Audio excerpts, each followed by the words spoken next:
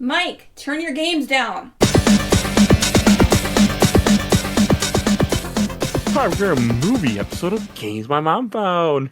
I am Mike Albertin, and who's really mad at their classmates with me tonight? I'm Tiffany Albertin, and yep, that's all I got. Hey everybody, it's Kenneth Sanity, and I love dirty pillows. And I'm Bill from A Gamer Looks at 40, and I was going to do a Travolta impersonation, but I'm not confident in it, so I'm just going to echo Dirty Pillows, because that is one of the most famous lines of this movie. You don't remember that line. You don't? No. She puts her dress You on don't? and she says, It's very memorable. Her boobies. Okay. oh, wow. I remember now. I forgot. I tried to forget this movie happened 2 days ago. Wow. So we'll get into that. So we are here. So we are here to talk about Carrie, the 1976 version, directed by Brian De Palma, screenplay by Lawrence D. Cohen, based on Carrie by Stephen King, and came out in 1976. You can tell. Oh, you can tell. Yeah. Sure And this did. was a poster pick. We're finally getting our poster pick. Poster pick. So far, that poster has fucked me over a few times and continues. It's gonna This wasn't keep hard to going, watch. The poster is going to continue, but it's probably going to continue. Not disappointing. I don't think disappointing. We've had some No. gems from yeah. that poster. Yeah, It's a sounds good bland. We poster. started out with Jaws. Wasn't Jaws on there? Jaws was the second one. We started off with like a just great stuff, and then it just started to kind of like. No. Martyrs was good. I'm going to see this just so I can be in on the. I got to see Martyrs just so I can be in on the inside jokes, because clearly this is Martyrs affected Mr. Mike Albertin bothered me. deeply.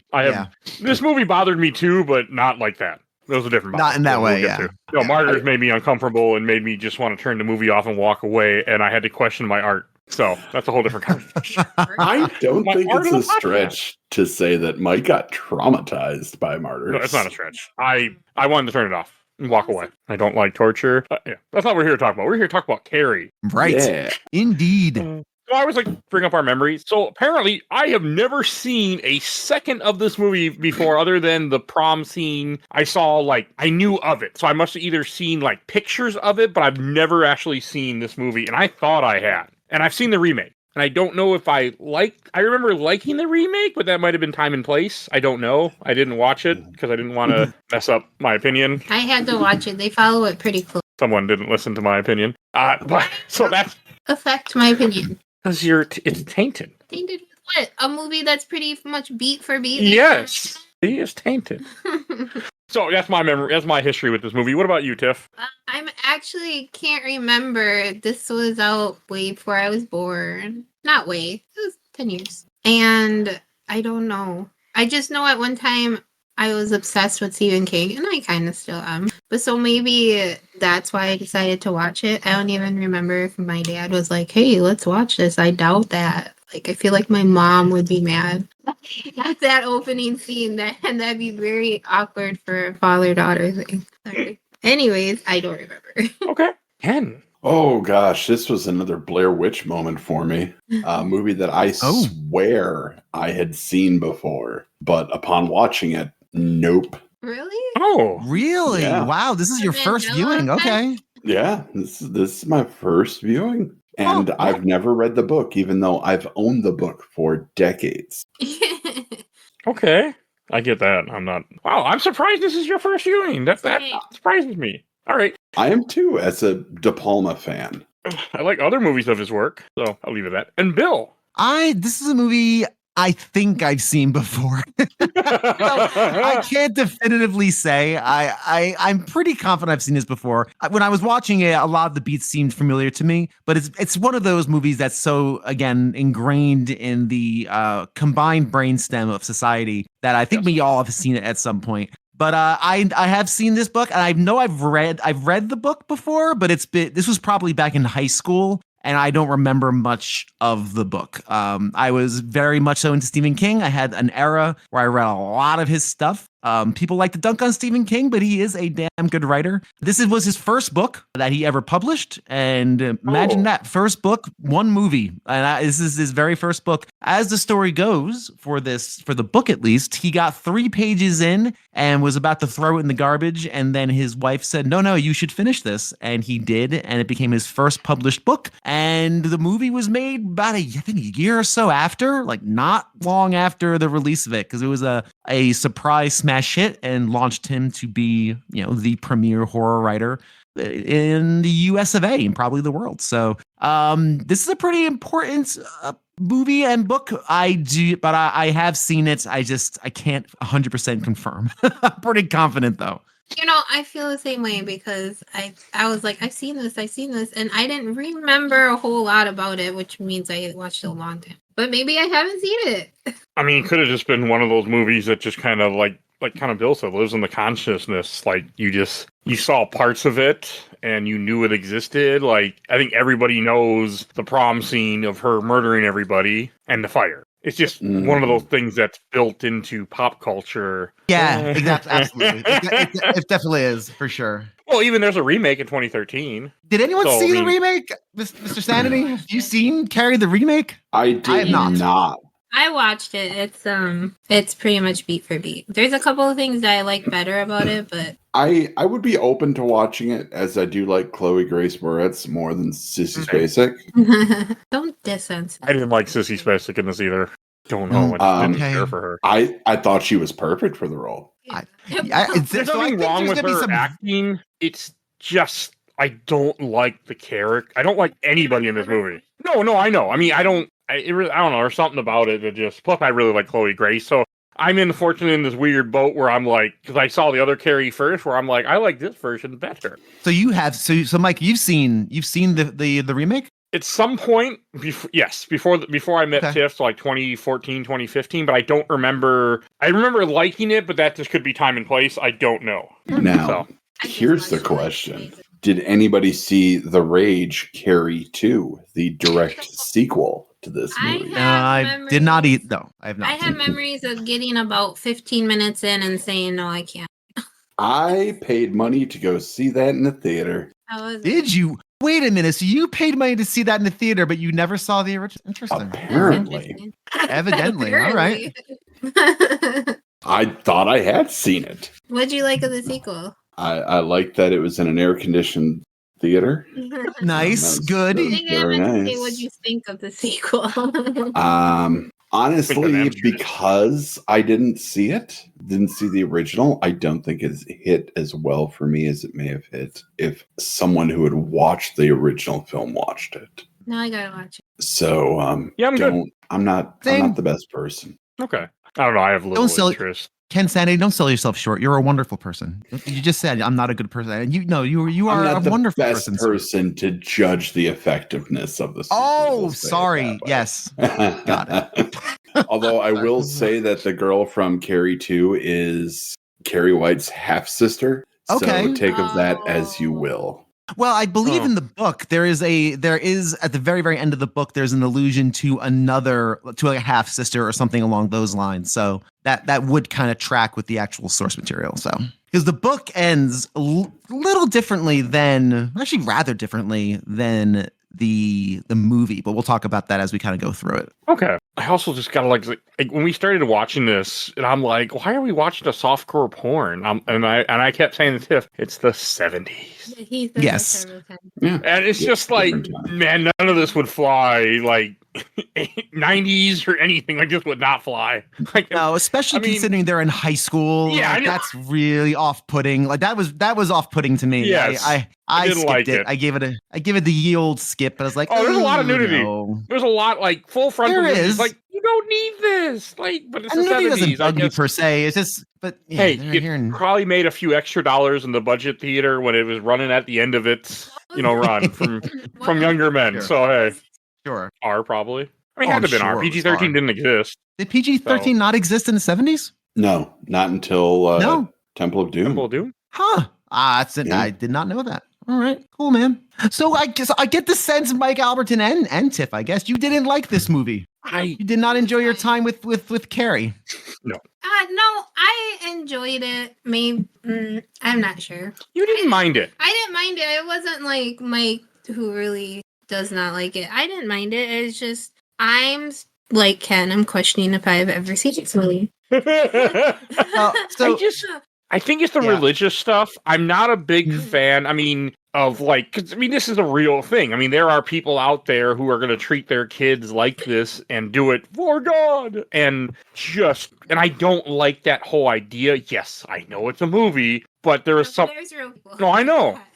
So it's just something about that throws me off too with the religion stuff. I mean, they're not good. I mean, the people that are going through it are not exactly like, you know, the heroes of the story or anything. I mean, Carrie's not a hero. I mean, she's not completely at blame for what happens. But I don't know. There's just something about it. She did. That's understandable. I think that the religious angle, this movie is very dated. And I think that's where I'd land on it. I still think this is a sensational movie. I think this is as a horror movie where everything is scary, not just Carrie, not just the telekinesis, not just the blood. Everything is scary. The bullies are scary. The teachers are scary. The mother, of course, is scary. This is horror on a number of different levels. And I think this is a phenomenally made movie. But I totally understand what you're saying when it comes to religious panic. It's hard to watch. This is a tough movie to watch, not just because it's softcore, but also because this is a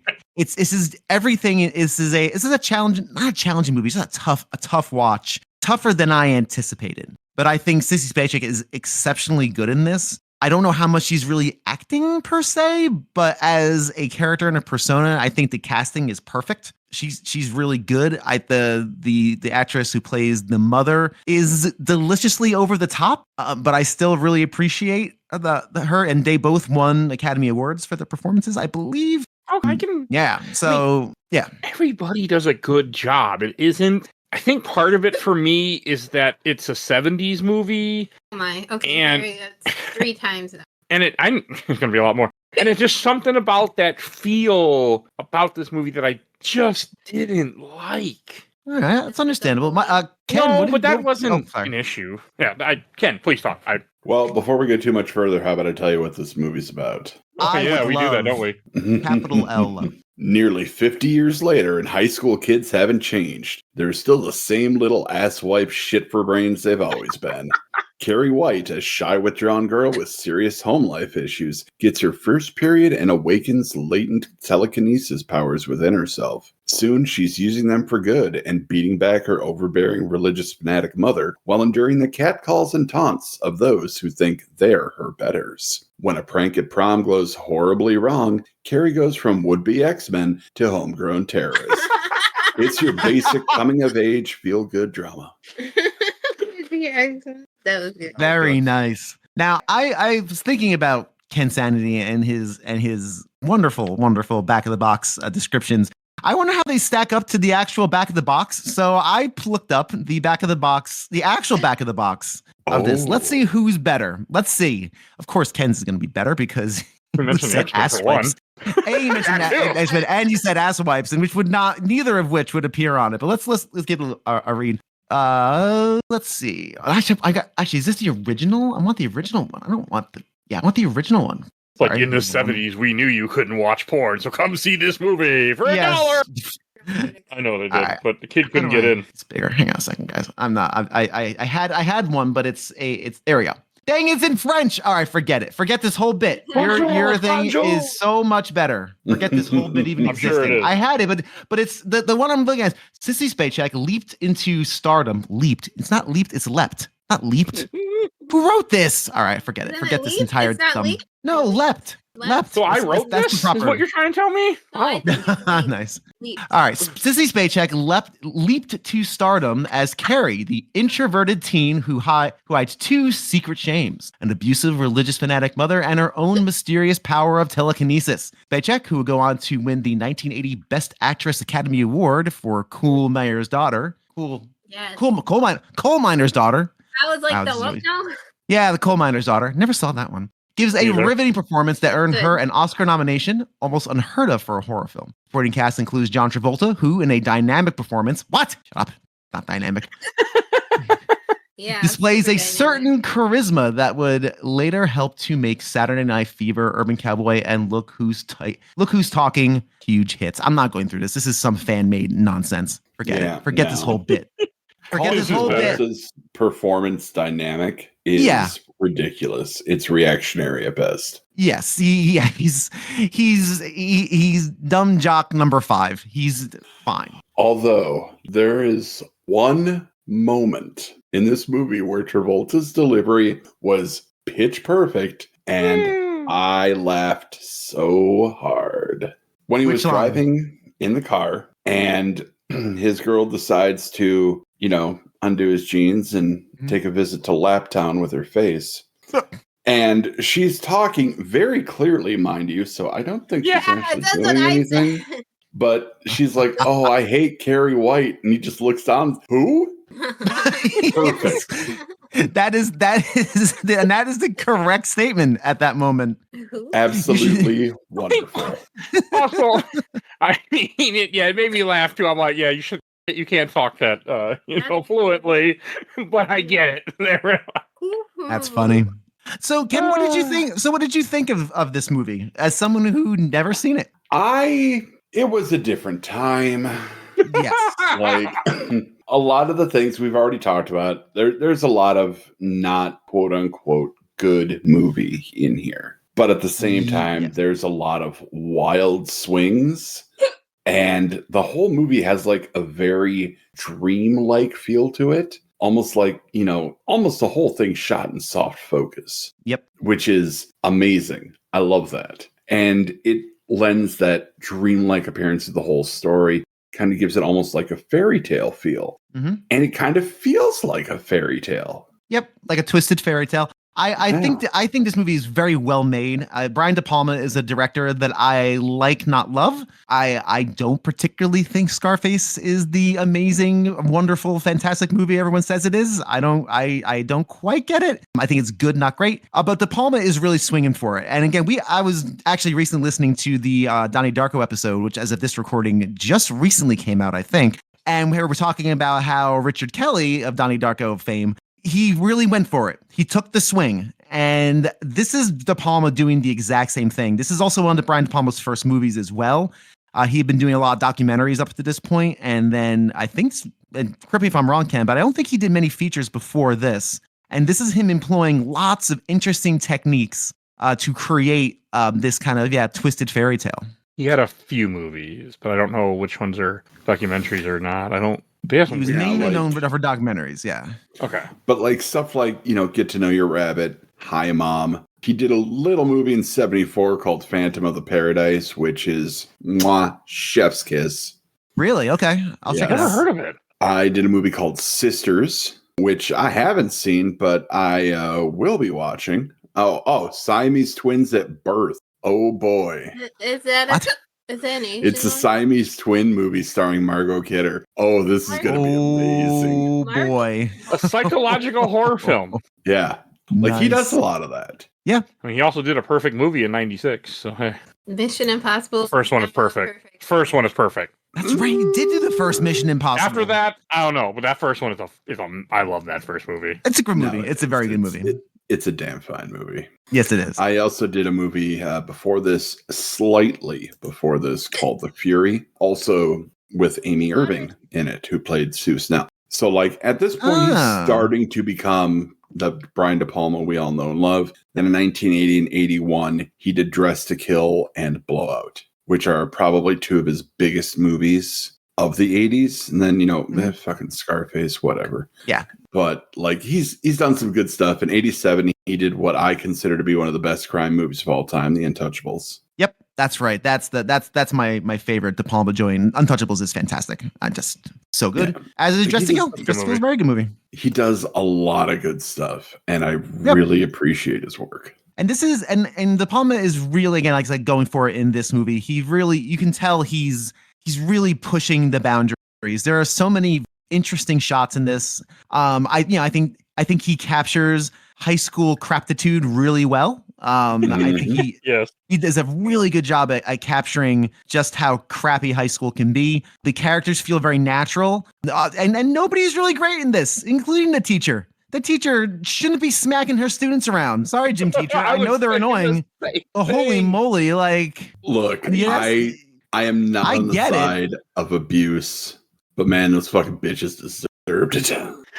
I mean, listen, what they deserve and what you can do are two totally different things. It was the 70s. Yeah, I know. I was going to say the thing. I'm like, you can't be beating kids. Sure you can. Like Catholic schools still probably happen. Like the detention scene. Like I was like, I'd be dead in that hour. Like if current Mike all of a sudden had to do jumping jacks, and also I'd be dead. I'd be passed out in the ground having a heart fight. But again, these are 16-year-olds that are in shape, not 37-year-old me. But I was thinking to myself like, yeah, I wouldn't be okay.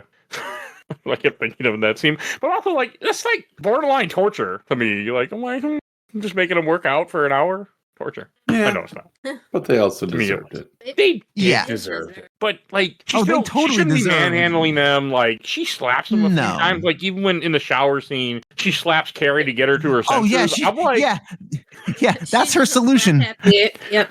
I mean, I've never slapped anybody that was being like in that mood like that. Like, I can imagine, Tiffany, if you were all being all like just upset and I just went slap, I don't think the answer would be, oh, I'm okay now. I think it would be fist-faced. No, so in this situation, she was so hysterical she couldn't get through to her, and that was the only way. Sometimes that's how it is. I'm glad this isn't recording now. It is. Oh.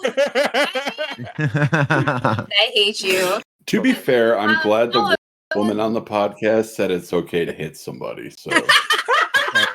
Fair. Shut the hell up. Fair. I hate all of you now. I told her, I'm like, I need you on here. We need a opinion from the because I say it's okay to hit a hysterical person. I mean, Mike is hysterical all the time. He gets like part of this movie, like I know when I was watching a YouTube video and they're like part of the like it's supposed to be the horror of being a woman type of thing too is what this movie is going for in a sense. Not that they like agreed with it. It was actually a woman that said it on the YouTube video, but I was like, you can see it, like like the whole way her mother gets like, I enjoyed sex. It was a sin. I enjoyed it. This is why you're crazy. Like, not how this, like, and the fact is, people believe that bullshit. crazy because mom. I mean, that wasn't Carrie's character. Carrie, that was the mother because the husband left. Like, people do that, unfortunately. Yep. Unfortunately, yeah. I mean, I was watching another movie earlier today, Iron Man 3, and I forgot that's a line in that movie. He's like, oh, my father went to go get scratchers. That was 3 years ago. Nah. Yeah, yep. You were watching Iron Man 3 today? Like, what? Yeah. Are you okay? Are you okay? I'm slowly going through the MCU again, like super fucking slowly, and I just skipped the second half of Avengers. I still don't like that movie, by the way. Yeah, I don't like that first movie anymore. I don't know why. I just don't. No, Joss Whedon doesn't make it easy. But I went to Iron Man 3, but it made me think of that. It's like, I mean, because the whole thing, like her father leaves her, and why the mother is kind of crazy, but also like the house they're in, there's a sign that says like for sale or something. So I'm like assuming that they're squatting. No, it's the house next door. Oh, okay. I thought they were like squatting or something. They're selling their house. I mean, it could be accurate. I think if I found out my neighbor had next door telekinetic powers, I'd be like, man, I want to be your best friend. Like, we're gonna go have some fun. I'd be throwing you across the room. I mean, telekinetic powers. Tiffany is very abusive today. Apparently, it's the movie tone. So hey. She's very abusive. It took me a bit in this movie. I was trying to figure out if other people realized she had powers. They just thought she was weird, and that was like the stupid kid that's riding his bike around the trees and goes something about scary Carrie, and she like knocked him off. And I'm like, and he looks at her like, "How dare you?" It's like, you fucking deserved it, you asshole. That was De Palma's son. Oh, was it really? Oh, that's cool. Yeah, that's fun. That is fun. I love that. It was just like one of those. That's where I was wondering, like, do people know? Because the kid just looks at her like, you bitch. Like, he knew she knocked him off and out like, what the fuck did I do? Like, how did I fall? And when she threw the ashtray, they were just like, hey, what happened? Yeah, I mean, I would have been a little concerned when the ashtray flew off the table. Like, I would have been like, oh, cigarettes just self-combust sometimes. Like, how that works. Well, okay. Like, it was I'm going to bang this drum the entire episode. I know. Yeah. It was a different time. People didn't automatically be like, oh, that's weird. People were just like, oh, weird shit happens sometime. Okay, that's cool. Like, this was pre-X-Files, so we weren't all attuned to that. Okay, fair. I thought of you, Ken, in the school when she's standing in the principal's office, the teacher, and she's just smoking a cigarette. I thought of you. Mhm. I was like, I Yeah. bet Ken was like, man, that'd be awesome to do that. No. I don't smoke inside. I don't like it, Okay. which is interesting. It is interesting because most smokers I talk to don't say that, but then the most smokers I talk to are usually in their 80s or 90s now. So Yeah. Fair. that's a little different. Somehow. Yeah, I don't know how that happens, but yes. So I was just thinking about that. Like, I'm like, man, that wouldn't fly. Like, you see kids smoking too, I think. I'm like, yeah, it'd be. Or the part where John Travolta is driving and he has the can in his hand, and then the cop comes over with a big spotlight. I laughed. I'm like, Yeah. Yeah. He's got his road beer that he got from his buddy. it's good to see Pabst Blue Ribbon getting shout outs in movies other than Blue Velvet. It's a good call. Fair. Like Pabst. that beer is. That's a Milwaukee beer, right? Used to be. I don't know about anymore. Yeah, it might be just like ubiquitous. Just Okay. it was Used the to hipster be. beer for a while, but I don't know if that's still the It's not case. that I've had it once. It's okay. Hams is better. I don't know if I had hams. I'm sure there's better hipster beer now than PBR. I Back didn't in my even drinking realize you were days, drinking PBR. that was the hipster beer. Yeah, it still is to some degree. I just remember it because I grew up in Milwaukee, and I remember seeing signs for it in the brewery and stuff. But that was a long time ago. So Indeed. the reason I didn't think that I didn't see this movie was before was I had a critical misunderstanding. For the longest time, I assumed that Sue was the bad one. Same. And I was Really wrong. Yeah. Same. Yeah. I thought they were all in on it together. Like that Yeah, was my like- memory of it. Sue was okay. So in the Right, book, but I in the book, now what was your take on the guy? I can't remember the guy's name. The guy who takes her to the prom. Did you get a feel that he was actually starting to fall for her? Because I did Yes. not. Yes. And in the book, see, I didn't really get that. And in the book, that is very clearly stated that he begins to start falling for her. It's more I clear got- in the remake. I got more of he was starting to feel like sympathetic, maybe like kind of feeling a little crap because he knew exactly what was going on. Like he knew the scheme, right? Yeah. No, he didn't know I'm- about the blood. I don't He think. didn't know about the. No. Oh, that's right, because he wasn't there for the blood. Right, that's right. No, he wasn't part of that group. He just gets hit in the head with the bucket and then dies? No, Well, not I mean- unconscious, but he dies from the fire. Okay. He dies from the fire, yeah. No, I also got the feeling that Tommy was like, you know what? She's kind of cool. Like, I didn't Yeah. get that he was, falling in love with her, but like, So what was the end game for this though? Because say she didn't kill everybody, then Tommy would go back with Sue, and then what? It would. If that were me, that made me feel like But at shit. least she got but- to have prom, I guess. yeah, she got to have prom. She got to be a normal person. Right. That didn't work on her. Like, and who knows? Maybe, after prom, people would have started talking to Carrie. Hey, man, there's that Carrie White girl. She's really hot. Yeah, she's on pretty that cool. stage. Let's go Yeah, I mean, that get her number. does happen. I want to see them dirty pillows. Go. You did see those I- dirty. Yeah, more than once. But it's my thing with that ending up with him is in the book, if I remember correctly, he actually really starts falling for her. But what wasn't really clear in the text of the movie was because he's dating Sue.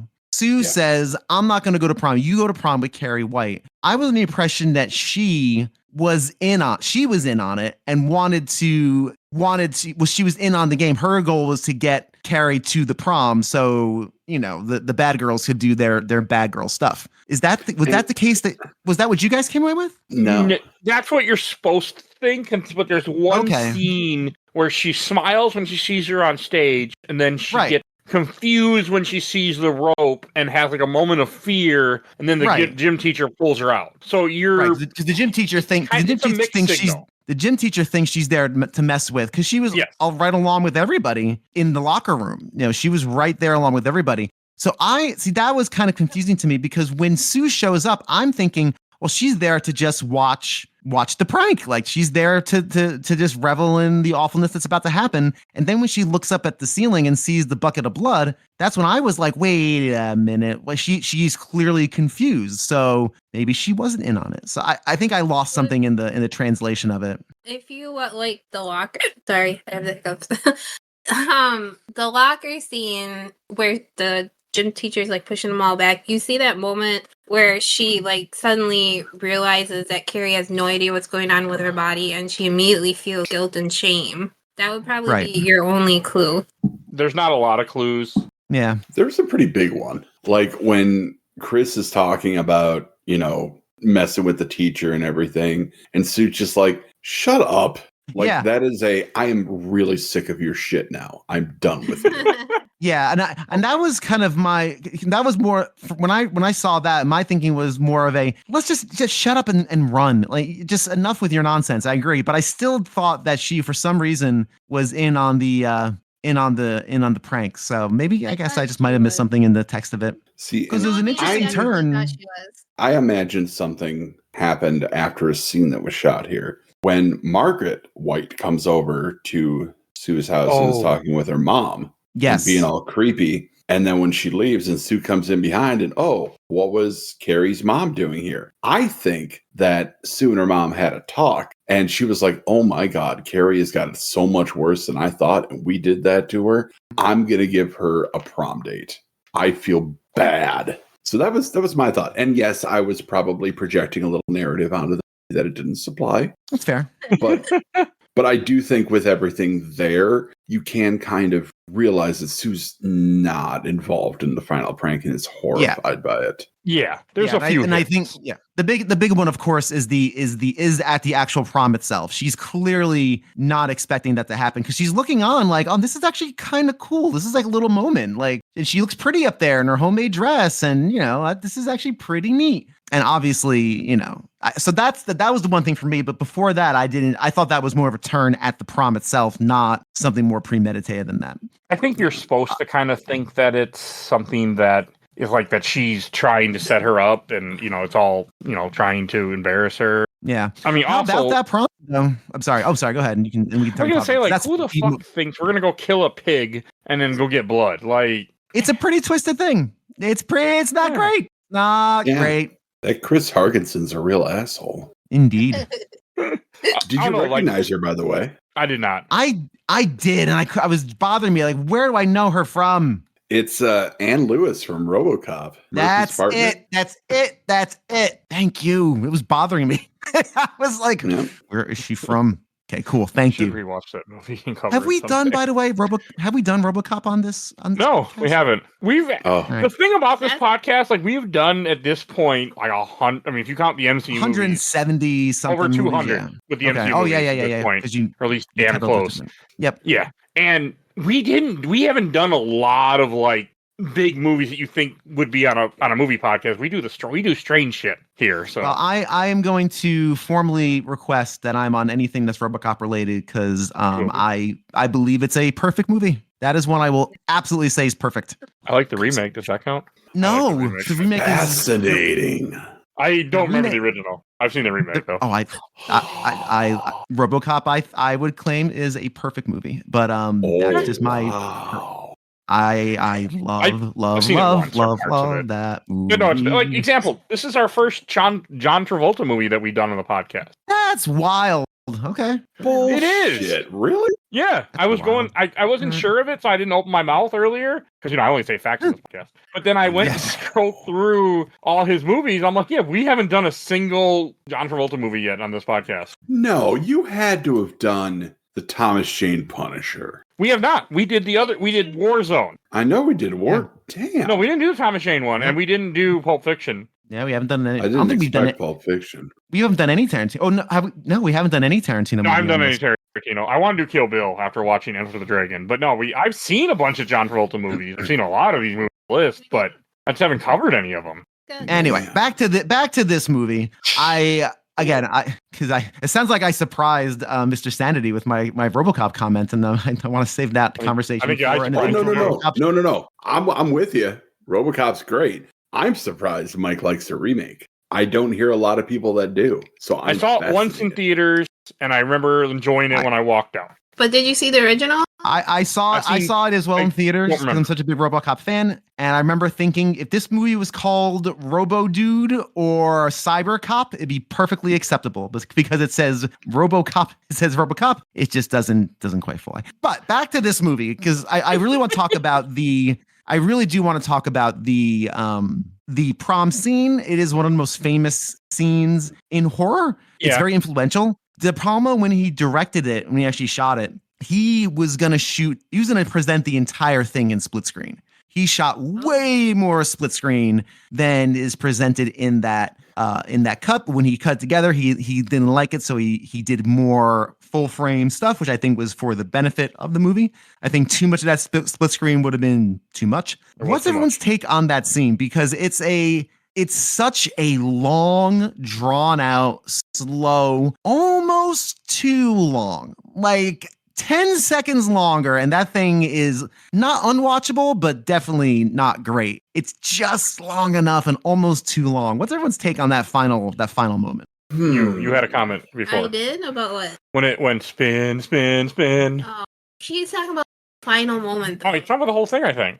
I hated the dance. Well, no, I am talking about the final scene, but sorry. But we could also talk about the entire prom as well. It reminded me how boring proms are. I'm like, yeah. I mean, proms are the killing is interesting. I mean, I liked it, to be honest. I was like, okay, I'm on board right now. And like being just covered in blood and just fucking murdering everybody. I think she played it well, though, like her expressions and great. I think she did well in this. Although, like, let's be real here. You have control of a fire hose. You dialed down the water pressure to clean yourself off. Fair. Real. Fair. I did like that, though, when she's spraying the people with it, and then it just starts to get a lot worse from there. Oh, man. So she doesn't purposely start the fire, or does she purposely start the fire? No. It was always burning before the world was turning. Electrocuted. He got electrocuted so bad he lit it on fire. Yep. I think that's how it works, right? Sometimes electric chairs, you don't do it. Yeah. I'm assuming a human body would light on fire if you let it long enough. It can. It can. I mean, I don't want to we've all Google seen this, The Green Mile, haven't we? We've all I seen The haven't Green Mile. actually. Yeah, that's what I was Pour one out Never for seen that Edward movie. Delacroix. art scene. Yeah, really. I was supposed to watch that movie, and I was like, Understandable. when I was much younger, and I went, nope, and went upstairs and did not watch it. It's Yeah, really I didn't good. want to. It's a little You don't schmaltzy. It's You a don't little cry. schmaltzy. No, yeah, no. That's when I left. I remember, like, I it's knew tough. it was coming. I was like, I'm out. It's tough. It's good. It was nice to see PJ Souls get killed by not Michael Myers, though. Nice. That's Good always reference. fun. Very nice reference. Very good reference. PJ Souls I love how plays Norma, the one with the red baseball cap in the movie. The other asshole. the other one, And she yeah. was Wait, she's also one of Jamie Lee Curtis's friends in Halloween. No, Oh, okay. Oh. Very cool. Immediately we clicked. I don't like that she's always wearing the red hat, but I know that's like how you're supposed to character. Otherwise, you just look like everybody else. If I get it, like we need to give No, her it's some smart. identifying feature. Smart filmmaking. Oh. It's very smart filmmaking. Teenage Yep. girls look the same in high school. I mean, thank God none of them were teenage girls. So, Oh, this movie speaking of would have been something the else. teenage girls. Did you clock the one with the big black glasses? Yeah. That is everybody's favorite comedian, Edie McClurg I don't from know. Ferris Bueller's Day Off, the secretary. Yep. Oh. Yep, this Yeah. is her Fucking first love that movie. movie.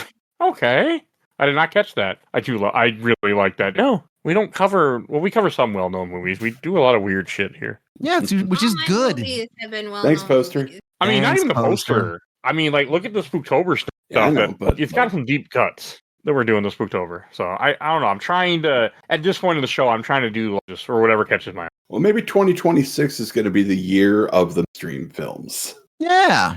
Okay. Maybe we're gonna aim for those clicks, aim for those hits, right? We're really gonna swing for defenses on it, and we'll do all the classics. But back to I doubt Carrie, back to this movie. What I like about that scene of in the prom when I likened it to her becoming almost wild.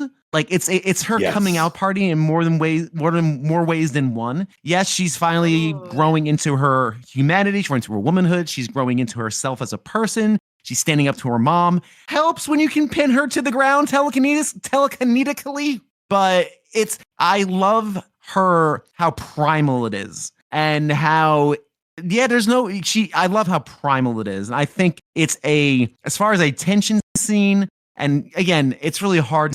We've all seen that in different mediums before and in different media, the buckets of blood on Carrie. That's again famous scene. But I love how she just turns into an animal the most. And then when she gets home, she reverts back to Carrie. She takes a bath. She bathes in bright red water because I guess she can't drain it and redo it. I guess she kind of regains some of her humanity, and I just love that turn. I think it's really well done, and De Palma films it beautifully. Fun fact also about the filming of that entire prom scene, the scene when they're spinning dizzily and dancing, he actually shot that. They actually were on a disc that was rotating, and he was moving the camera in the opposite direction of them rotating, which is why you had this really weird spinning, but yet it stays in focus. I had a hard time with it too. I was like, I was nauseous anyways, and I was like, I'm gonna puke. Like, this is awful. It bothered her a lot. It was awful. And the colors and the lighting and my head hurt.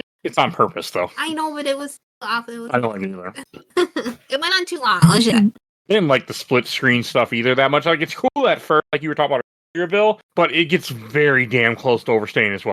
yeah, I think it's used just enough. And again, I think it's just enough. Too much of it would have been literally too much. I mean, it is cool because you don't see it a lot. Like, I did appreciate the art of this movie because there are some very good shots. It's just my issue with it is it's too 70s at times. It's too much of that. Like, I like certain things about it, but like I think this movie had music randomly, right? It's had a lot of music in it. A lot of music in it. I missed that in movies. See, that's interesting. I didn't like the score in this. I really did not love the score. I thought a lot of it was distracting. So it's very interesting you liked it. Yeah, I enjoyed the score for this movie. No, I mean, like, what I mean by that is, like, movies I feel like don't have as much music that plays along with the movie as you saw more in, like, the 70s and 80s. Even though I know I don't watch a lot of 70s, 80s movies and I bitch a lot. When I was a kid growing up, I watched a lot of movies like that with my dad. And that's something that stuck with me as, like, an older thing that I think about now. Yeah, back when movies could afford to have licensed music in there. Yes. Right. I mean, now you have to make Dirty Dancing, just get lucky. It's like, oh, maybe these tracks will be good. We don't know. Yes, they were. Not all. Some of them. Yes. But the one that becomes the big one was not a hit at the time. Or was She's Like the Wind. I do want to say, like, the filmography of the part when they're going to go kill the piggies, like with them walking with the painted pigs in the background and the water, like, that is an interesting just way it's filmed. Like, how it's filmed far away, you can see all the detail. I don't know, I found it interesting. I mean, the guys are assholes, and I kind of laughed when it said Bates, because I feel like that couldn't have been a coincidence. That Bates. Oh, yeah, it could be. Yeah, I didn't think about that. Well, I mean, Bates is such a, historical horror film when you think about it, because Psycho, like, to me, it just felt like somebody went, hey, we're writing Bates on here, like, I don't know. Well, the whole thing with them killing a pig. It was supposed to be an homage to Psycho. Also, the Psycho shower scene music sting that's in the movie was also supposed to be an homage to Psycho. Good point. The way they film it, too. Okay. Okay, that's fair. Like, that was straight up lifted from Psycho. I haven't seen Psycho in a very long time. Like, there's so much good about this. And what I really love, that we haven't really even touched on yet, is how much doesn't happen in this movie until, like, the last half hour. Mm-hmm. Yeah. Like, it's just people, like, kids being kids, teenagers being teenagers, high school students doing their thing. A conversation between three idiot dudes trying to pick out a tuxedo. Yeah. People gossiping in the hair salon. Like, it's just an interesting movie, and you don't think it's going to be bad until it becomes bad. Yeah. Yeah, it's not that violent until near the end. Not really. I mean, well, it's emotionally violent. Children abuse. Emotionally violent and some light physical abuse of high schoolers who really had it coming. But, yeah, it's almost kind of enchanting for a while. Yeah, it's a really interesting slice of life kind of situation. Yeah. Yeah. And like the way Tommy eventually wears Carrie down. Yeah, it's throwing some red flags, all right? It was the 70s again. It's okay to keep asking the girl till she just says yes finally. That's okay in the 70s. Today too, so don't even think it's okay, but now we don't think it's okay as much as a society. Well, half the society. Fucking damn it. That's how I took it. But no, I mean, you're right. I didn't even really think about that point. Like, how he's wearing her down. I'm like, yeah, she said no, you walk away. I'm like, oh yeah, that wasn't the way it was. But he also had an ulterior motive, kind of. Like, his girlfriend told him he's going to do it. Yeah, he was doing what his girlfriend said, so. Yeah, and I do like Okay, first off, Tommy being played by William Catt, that is the greatest American hero. So you put some respect on his name. It's a great show from the 80s. Mhm. Oh, But okay. he was also in the movie House, which, if you haven't watched it, is fantastic. Never heard of it. It's an 80s movie starring, William Catt, Richard Mall, George Wendt. Oh, American comedy horror film. Yeah, it's feel like fantastic. Seeing that, I feel like. If you're a certain age, it's almost guaranteed you have seen it. Yeah. Because it was one of those cable staples. Mhm. But he was great in that movie too. But in this one, like, he's got some charm. Yeah. Very charming. He's got some charm. And you see him stick up for Carrie in the poetry scene where, like, Carrie says the poem's beautiful and the teacher starts making fun of her. And he just says, shut up. He has his own reasons for being okay with it too. Right. Like, I feel like both Tommy and Sue feel bad for her, and that's why he's like so willing to go along with this. I would say And that. Too. Oh, just has a good time. There's a scene that, because I'm rewatching this, we're talking, and there's a part where when Carrie is telling her mother how she's going to prom and they have candles on and the light flicks in and off, and you can then see like the Last Supper picture in the background, and it really just looks scary. And I'm like, that is a fitting. Religion is. It is, especially, I mean, it's a bunch of dead people who had dinner, and I'm pretty sure some got murdered after that. At least one, I know for sure, got murdered after that. At least I'm sure more did. At least one.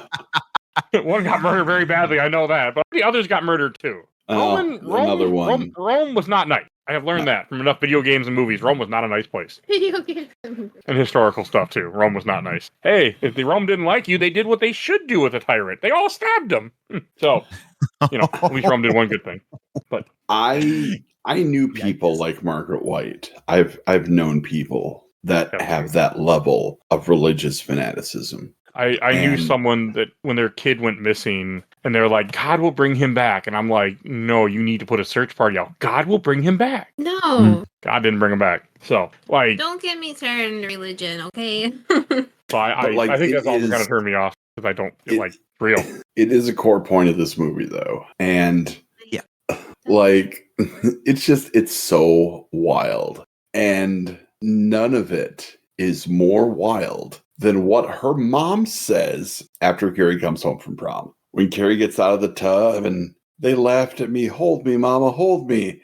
Margaret's first words, I should have killed myself when he put it in me. Wow. Yeah. That's a toughie. That's not Madam, good. You are talking to your daughter. Yeah. Yeah, it's pretty fucked up. It's really challenging and it's hard to watch. And I as somebody who is a Christian, who is I've mentioned this on the show before, as someone who is a believer in all that stuff, obviously I don't believe in child abuse because that's literally what she's doing, like locking her into closets for her prayer closet with by the way, the creepiest Burning Man edition of Jesus I've ever seen. Like, Creepy. I don't know what spirit Halloween store you found that on that lady, but boy, oh boy, go down the aisle. That thing is cool, but not great. Fanaticism is always. I'm sorry, say again. Sorry, I said that's the only Jesus statue I'd have in my house. One that looked like that. It is really yikes, terrifying. And obviously fanaticism is always bad. Like fanaticism of anything is never good. So, it's not Jesus though. No, it isn't. But it isn't. It is Saint Sebastian. What the hell? Really? Well, if you look at the wounds, they're not spears, they're arrows. Right. Correct. That was a question. I made a dumb joke. Nobody got it. I didn't even hear it. I didn't even hear it either. I'm sorry. Still don't get it. Sorry. Still lost on me. I get shot by all the arrows. I'm making a very dumb joke. The interesting thing is that Saint Sebastian is a patron saint for a lot of things. Archers, athletes, soldiers, plague victims, and he's a patron saint for those who desire a saintly death. Oh, interesting. Now, remember that is going to be a secret musket tool that helps us later. It's good Ah. I mean, you're not wrong. I thought it was Jesus, but that also goes along with how little I pay attention to religion in general. Like, I don't know a lot about Christian religion. Can we still get one that looks? No. I'm sure you could buy it somewhere, No, but don't bring I'd those rather things. have a cube in this house from Hellraiser than have that thing. I know. I would actually have a cube. Cubes are pretty awesome. have a Look. couple of So them. here's I figured. yeah, because you're right, Ken.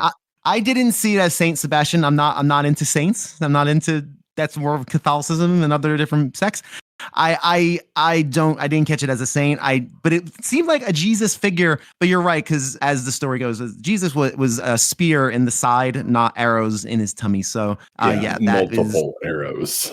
multiple arrows was not a thing. Also, I don't know I didn't look this up, but everything the mom says in that movie, none of it is actually from the Bible. Like she doesn't spit one Bible verse in all of her Jesus rhetoric, and which is very interesting to me. She doesn't quote the Bible. She's quoting like pamphlets and weird scare stuff that she found probably maybe at church. I don't know where she would have found that stuff, but she never quotes the Bible, which is I found kind of interesting too, as someone who's read the most of the Bible. I can't say I read all of it. Sorry, I'm a bad Christian, I guess. But listen, some of that stuff. Listen, who's read Amos? I'm glad you mentioned that. I didn't catch that because, like, to me, as someone who doesn't really, I mean, I read Genesis once, maybe. I read a few pages of Genesis in my life. I can say that. I have a Bible next to me. It holds up my computer for my work. It's a little bit higher. I don't know. I found it and I was like, this is the perfect shape to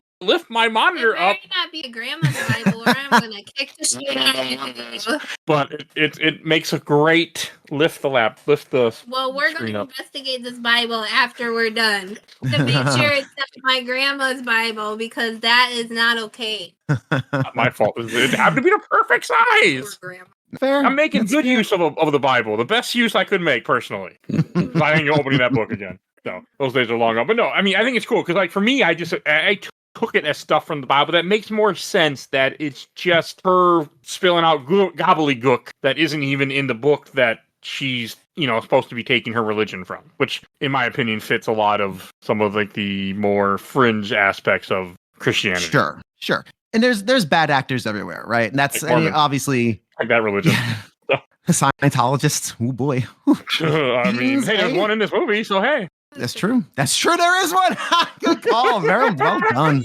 Well done. Which I do like. But it's every so often I drive down in downtown Minneapolis and we have a big giant Scientology church, and I'm like, oh yeah, we got one of these dumb things here. Please go. No, you're all good. It's the fanaticism is scary, and it's definitely one of those things where, again, that's just one thing I noticed again as someone who's read a sizable portion of the Bible. She was not quoting any real Bible verses. So that's cool. You think that's cool? I think it's cool because I didn't catch that. Oh, okay. As a I didn't. somewhat, I don't know what the hell I am. Well, I went to Lutheran school till 6th grade, and so I should have known that probably, but I could never remember the books of the Bible, so. I know a little because my father is a kind of big religious. I mean, he went to the monastery, so like I grew up in a little bit of religion, but we never went to church. But that too. But that was part of it. But he did steal a bunch of stuff when he left. So does that count? Took a bunch of statues and books. Ken is outraged. I find it hilarious. Like I grew up and there was like all these when I left. He's like, they were gonna sell them instead. Oh my, what? You never told me this story. Yeah, there's a bunch of old books and things from the monastery that he took when he left. Still have it? Let's sell it. Still has it, yeah. Bunch of statues. And I just looked it up for my own sanity. And while she does quote the Bible, she always does it inaccurately or out of context. So she is completely wrong. She's completely wrong about a lot of things. And again, as someone, I'm not a trained apologist or anything, but there were certain things where she's like, where intercourse is the first sin. Like, no, that's not. It's nowhere there. I don't know what version you're reading there, lady. If that was a sin, then there wouldn't be any humans. Like the human race species have to continue. That's how this works. I I mean, to me, that's just some fool who wrote that, who then had 20 wives. Is how I take that. Yeah. I mean, Oh, I watched a bunch of stuff about some of like the side. LDS. Yeah, some of the side like cults that came out of some of the different religions that were 100% cults, and like 19 Kids Counting. yes, like them. Like so a lot of that stuff, and I'm like, and that's what I always think of. Unfortunately, when I hear, like, I know there's good stuff to. I don't personally. I'm not a follower, but it's good for that's people. fair. I think. That's fine. But that's what I think about. Like, I think also this movie, like, one, they call her a witch, and I'm just like, man, is that always the go-to thing? A woman can do stuff. She's a witch. Well, to be fair, she's doing stuff by throwing it with her mind. Yeah. Not a leap considering she's I closing know. doors with her I brain. just. I feel like it was fair. In this instance, it was fair. Oh, when she stabs her daughter, like when Carrie comes home from the prom after committing, genocide pretty much at the high school, like she killed what, 30, 40 people? Had to been more? More than that. I mean, it's Something entire. like that. It's feel like it's an entire senior class. A lot of people are just murdered, and then she just goes home and her mother stabs her in the back, which then leads to her mother getting impaled, which I did not catch right away, that it was she kills her like the saint. Yeah. The same Same stabbing. ones. I like Same that. one, same pose. Yep. Love That was that. good. And what a great shot that is. That final shot, that pullback Yes. of her kind of suspended in the archway of the entryway of that room. Really great. So gravity wouldn't have taken her body and ripped her hands. She would have been. That's poisoned. how deep those knives were embedded. Okay. I guess if they went deep enough, I mean, your body can still be held up by your arms. I don't think they solidified that or would like liquefy or anything like that. Say liquefy. I know. Liquefy. What is Yes, that? your hands can support that. Yes, because well, I mean, also what I she meant wasn't. is after she a wasn't hanging, while, she was still kind of eventually on her your feet. body would Yes. not liquefy. I mean, eventually it would liquefy, yes. But eventually it would more like just rot away and wouldn't be You're able to hold talking it. about a long time. Yes. Longer than a minute. Okay. You would rigor mortis, and then you would stay there a little bit longer, right? I mean, she also wasn't that big of a woman. I don't know. I was just wondering. Geez, Oh. coming at me like I should know this stuff. I don't murder people like that. Oh, like that? How do you murder How people, do huh, you babe? murder Should I be worried now? Indeed. It's okay. We don't have a big yard, so I'm safe. I'll just throw you in the trees. Nobody will They know. find me pretty quickly. No, winter's coming. It's fine. Oh. We have 4 seasons here. I mean, there are good things to this movie. Like, I didn't hate this movie.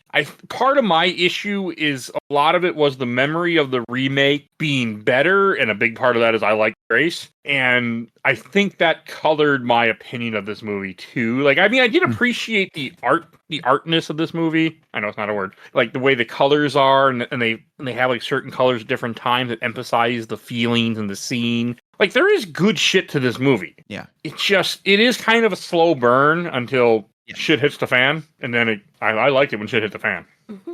This is my kind of gore. Not too bad. I can handle some gore. So, I do have a question. The whole scene right before she decides to kill everybody, are they really laughing at her, or is that like in her head? It's I in her think head. It's in her head. Okay. Yeah. So Nice. the book makes it really clear it's in her head. She's hallucinating that everyone's laughing at her because it shows the teacher laughing as well. And there's no way the teacher, because you There's see the no teacher way. grimacing and you see the Yeah. teacher laughing. Yeah, all of this is in her head. Yes. Yeah, there's no way that teacher would have laughed. No. I mean, hey, the teacher did save the one girl because she pulls her along and then throws her out before all the doors get locked. I did like that. The doors lock and the windows lock, and then it's like, hey, you're fucked. Wah, wah, wah. I mean, a lot of them deserved it. Not all. Could have picked and choose who you murdered, but like the principal gets killed, and he was the one that just could not pronounce her name correctly. How? It's not Okay. Cassie. He didn't care to remember it. No, he didn't care. It's not like he said Kari instead of Carrie. He called her Fair. Cassie. And he just would Cassie, not. And yeah. she's like, Carrie, and he just would not. The teacher corrects him. It's like, you can get, I mean, like, I get it. Like, I mean, I sometimes say the wrong, but like, you fix it. You don't just, but again, he's showing that he could give a shit. Everyone at work calls me niece. Oh, okay. So well, since we're talking about the ending, it'd be good to kind of point out the differences between the book maybe and the movie. Sure, please. The book ends with, so the movie obviously ends with her shutting the doors inside the prom. The whole place lights on fire because one of the supporting actors from One Who Flew Over the Cuckoo's Nest gets electrocuted by the microphone. Zap, he gets on fire. The whole place goes up. and she walks out, and then psychotic partner from RoboCop goes to run her over with John Travolta next to her. That's a great scene. I love that scene when she turns real fast and moves the car, and then it flips, and then she does something to explode it. I don't care. That was great.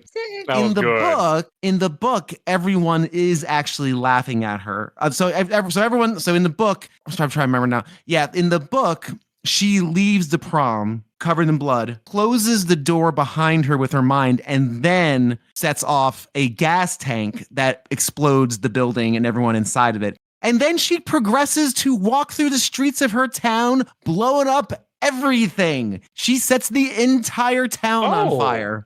Yes, she sets the entire town on fire. She kills, I think, 440 people. Everyone's an asshole in this town.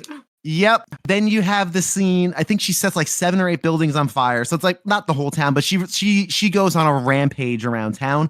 She then has that moment with the mom. It's pretty similar to what's in the movie. But at the end, when she does, of course, die, at the very end, there's a whole 30 more pages of the aftermath of the town having the graduation, which is also kind of like a memorial. And then then people come in to like see what happened, and the government comes in, and there's a congressional hearing about this. See, like, that was in the newer one. Oh, is it? Okay. Yeah. Okay. That was briefly. Very briefly, and so I was confused. I'm glad you cleared that up for me. Because that's the ending of the book goes a lot further, and there's news reports, and they call it, I think, the Black Prom, I think is what they called it, or something like that. They give it like a name, and at the very end, there's a letters are coming in to, I forget what it is, maybe the newspaper, about somebody recollecting about another girl who has a very similar power as to Carrie. And I guess that's the person maybe in that sequel, perhaps. But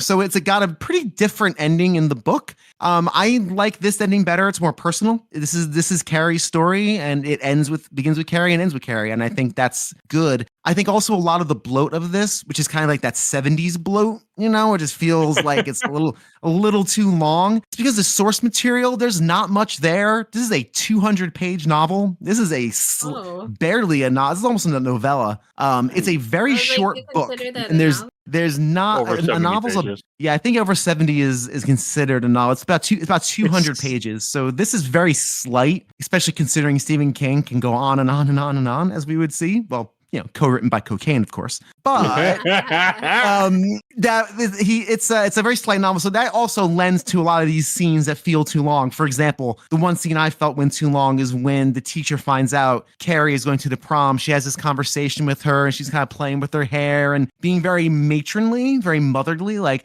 oh, how are you going to do your hair? Or are you going to make your dress? All that fun stuff. That kind of goes a little long, but the source material is slight because, again, this is Stephen King's first novel. Yeah, and one he almost abandoned 3 pages in. But yeah. That's interesting. Yeah. I mean, you are right. The ending is much more in this version because this is very much Carrie's story. I think I prefer to have her buddy like by choice versus like, I mean, yes, by like Novel Fire is still by choice, but it's more like it's one. I mean, it's almost 1 by 1 for. It's much more personal. I would say, yeah. She hits her like, doesn't she like move a sign or something, like stab her that way or crush her? Table. A lot of crushing going on. I mean, it was, and then everybody lights on fire. So I mean, if they weren't dead by then, they're dead by the fire and the smoke. That is cool. Like, I would like to see her like walk through the town just murdering people. That would see, but that probably cost too much money. And see, I don't know. I feel like, because I know in the book it's not pigs. What is it? It's just pigs trampling everybody. Am I correct, Bill? I don't remember. I don't think so. Give me a second here. I will confirm. Okay. But like the blood specifically felt locked into that experience that happened at the beginning of the movie. So, no, in the book it's pig's blood. Yeah, it's a bucket of pig's blood, just like in the novel. Rather, it's pig's blood, and it knocks out Tommy. The whole thing. Yeah. Oh, okay. Well, I was misinformed. I'm gonna have to read it one of these days. But like the blood feels personal. Obviously, it really does. Why do pig's blood? You're gonna ring out somebody human? No. But I mean, why blood? Why can't we just do like fun green slime or something? Because Carrie had a problem. at the beginning of the movie. Oh, okay, fine. Yes, I Came from her forgot. own blood because she had her period. Yes, that's still. Right. It wasn't a bucket full of used tampons, I guess. Not that baby's blood is any better. Right. Me defends. It could have been chicken blood. Just killed a bunch. I mean, chickens would have been easier to kill, and then you wouldn't have a stupid scene of him going with the hammer and going, "Do it, Johnny! Do it, Johnny!" Sorry. Asshole. See, it was perfect. You're supposed to call me a shithead, and then I get angry because you keep saying it. Okay, that part where he gets all upset because she keeps calling him shithead like different ways, and he just angry about it. I thought, I don't know, it amused me because he seemed like he's getting really angry about it. Yeah, he was not pleased with her choice of words. He was a shithead. Yeah. He was a stupid shit, though. She just keeps saying things and just gets so angry at her. I liked it. Indeed. The And, ending like- where she consumes the house, I think, is interesting too. Yeah, Like, really she cool just effect. Crushes the whole Looks cool. thing into Mhm. itself, and then when the other girl has the dream that you think is real at first. One of my favorite. That's one of my. I'm sorry. Go ahead. No, I love that scene. That's like one of my favorites.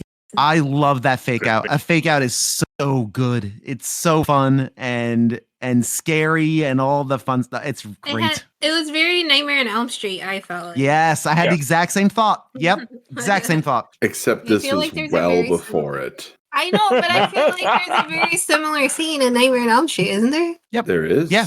Yep. Yeah. And Friday the 13th. Isn't the way it And- pops out of the water you're referencing? Yeah, this predated all of them. So Well, now I we guess know you're where you're at welcome, slasher movies. I mean, this was a dream. Those two run with it. I mean, one was a dream, probably, because everything's a dream in one of those movies, but they kind of just ran with it. Because then they made more sequels. This apparently had one sequel that came out 20 years later. Yep. And we're not done with Carrie yet. We are getting another remake. Oh my god, I Why? This time in a form of an 8-episode limited series from Mike Flanagan. I might be okay with it. Yep. Okay. I He am makes good on stuff, right? board. Yes. Indeed. Okay. I am probably one of the biggest proponents of Mike Flanagan that you know easily, but maybe in the North America.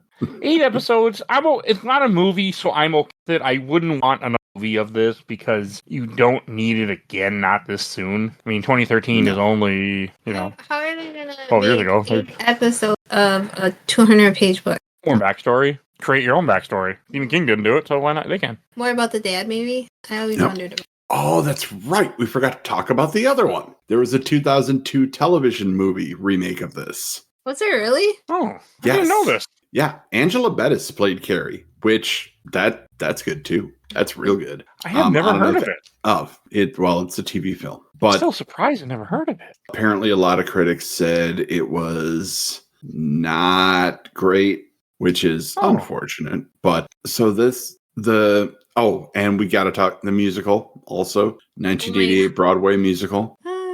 Why? I just wanna. I would love to see that. So yeah, basically this is fertile ground is what I'm saying. Okay. And we're not done with it yet. Oh, good. I don't know how I feel about that, but all right. I mean, I recognize this poster for the 2022 one or 2002 one, but I did not realize that it was the poster for this and not from the other movie. I've seen this promotional poster before. Mm-hmm. I really don't like the poster for this Carrie. Either the Wikipedia one or the one that will be the cover art for this episode. Oh, that's fascinating. Which one? Can Brian- you put in our little chat here? What are you looking at? He's on the computer, not his phone, so he can't screenshot it. He could. Oh, There's a snip. I could too. The 2002 Carrie was actually written by Brian, who would go on to create shows as Pushing Daisies and Hannibal. Hey. That's why I recognize that name. Yes, which was a show featuring Hannibal Lecter, whose first appearance cinematically was Manhunter, directed by Brian De Palma. Boom, there we go. Circular. I made it happen. Hey, nicely That's done. commanded. Manhunter. Yeah, I know. Okay. But De Palma was actually in contention for that one. It was going to happen, but then it didn't. Because life is not fair. Yeah. Damn it. Yeah. Manhunter's a decent movie, actually. It is. Pretty good. All right. Anything else to say about Carrie? I don't think so. I mean, what do you think? So I felt like, not exactly in this way, obviously, but I felt a little like Carrie in high school. I was a weird person. I got picked on. Like, none of the boys liked me. Not a lot of the boys liked me. And this was, like, actually not the whole murder part, but one of my fears is that I would get tricked by a person pretending to be my friend or a boy asking me out, and then they'd be like, haha, I'm just joking. Like, that was one of my biggest fears. Aw. Well, I get As that. someone who had that happen, yeah, it sucked. I was bullied Sorry. mercilessly. Well, I feel like everybody had crappy high school experiences.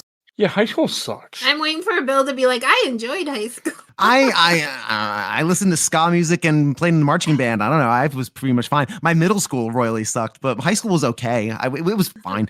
I was able to make. You stopped going. I stopped going at one point. Yeah, near the end. Well, I had enough credit, so I didn't need to show up anymore. So I just stopped There going. you go. My high school, I was able to make the popular people laugh, so I was able to keep myself safe that way. Oh, well, that's good. That's how I was able to kind of keep myself safe. Was I can make them laugh, and when I learned very quickly that what they weren't worth getting upset about. So I don't know, maybe some self protection there. I don't know. That's fair. I didn't like high school.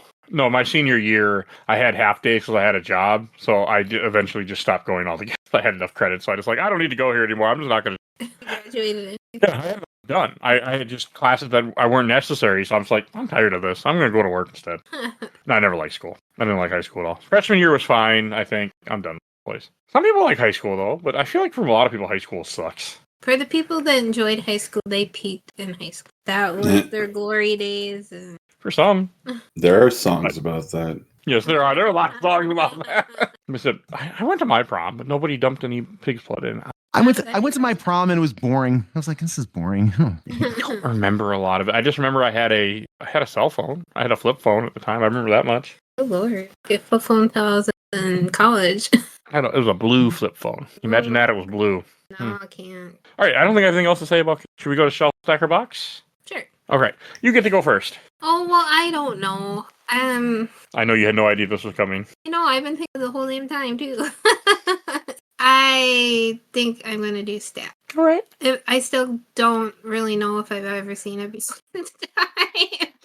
And it was fine. I think just the 70s aspect of it was too much for me, but it was still a fine movie. Bill. I'm putting this on the shelf. I think this is fantastic. This is considered by many if you look up top 15, top 20 horror movies of all time, this is very likely going to be on that list in the top 20. Definitely if it's top 50, it'll be somewhere on the list, probably around the 20 mark. And I kind of agree. I think this is a fantastic movie for the time. It hasn't aged great, obviously, for all the reasons we've stated, but as a very scary, everything in this movie is scary, and it's not just Carrie lighting kids on fire. That is a small part of the terror in this, and I think it's very artfully done. I think the performances are great, pretty much across the board.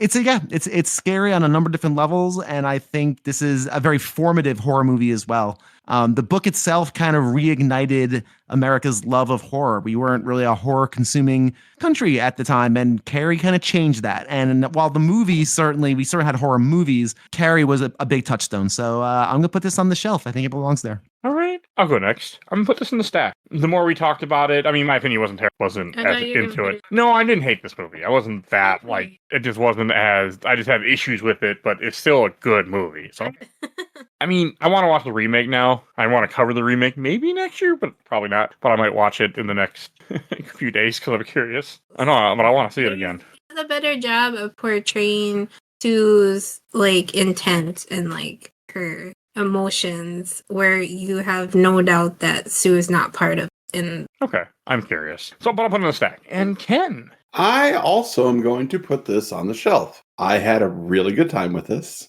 It's very nice to see so many types of shots and techniques that De Palma would go on to use in other movies that I've seen. Almost get their start here.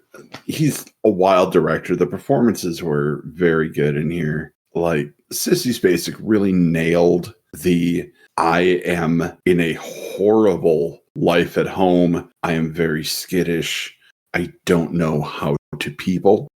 Absolutely nailed that role. And Piper Laurie, terrifying as her mother. Piper Laurie, she was so good. But like, absolutely, shelf all day for me for this one. I might actually purchase this for my physical collection at some point. Mhm. Surprised you don't own this. Yeah, I'm surprised you don't. Now I watched it on HBO Max like a sucker.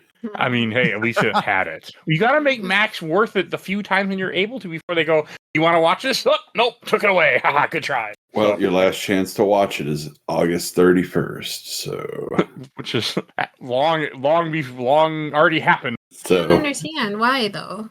Why are they taking it off? Yeah, are they gonna bring it back for I October? don't know. Probably they have to pay licensing to somebody, and Zaslav heard it. That poor guy only got like $100 bonus. Poor guy.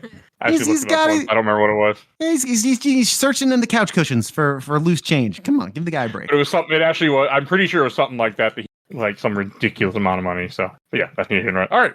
And this is, like I said, a poster pick. So it's the next poster movie at some point I will do. And for October, most likely, because I have other stuff I'm trying to get done. Will be The Changeling. I don't know what that for 1980, whatever that is. fascinating movie.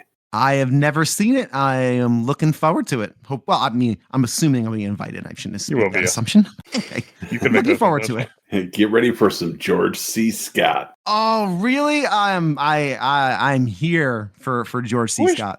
George C. Scott. It sounds familiar. Like I should know the name. I was gonna make a Simpsons joke, but no, I'm good. I wouldn't get it. So I think he's most famous for Patton, perhaps. Yeah, Exorcist 3. nothing I've seen. What the hell was he in? He's an old actor. I can tell that much. I don't recognize him in Go anything. back to He's done some good stuff. I wanted the pictures. They were black and white movies. Not all of them, were they? Here, You're making a lot of noise. I know. It's your fault. You're making me click things. And I have to. It's just like the movie. I have to do what my girlfriend tells me to. Damn it. Ah, All right. So at some point you'll hear us talk about Changeling. We got a lot of horror movies coming up during this Spooktober. Lots of horror movies. I'm actually doing more than I probably should be producing because I want to get shit done and I can't stop myself. So I can add more to that. no, I it's already more than what will fit in the schedule. So it's already gonna bleed out most likely. So it can't add anymore. But it's yeah, good time, movies coming. everybody. Stay tuned. A lot of good horror movies this year. I'm getting a lot of stuff crossed off my list that I said I would do at some point and went, yeah, I'll do it. I guess we should just go to plugs. Bill, where can people find you at?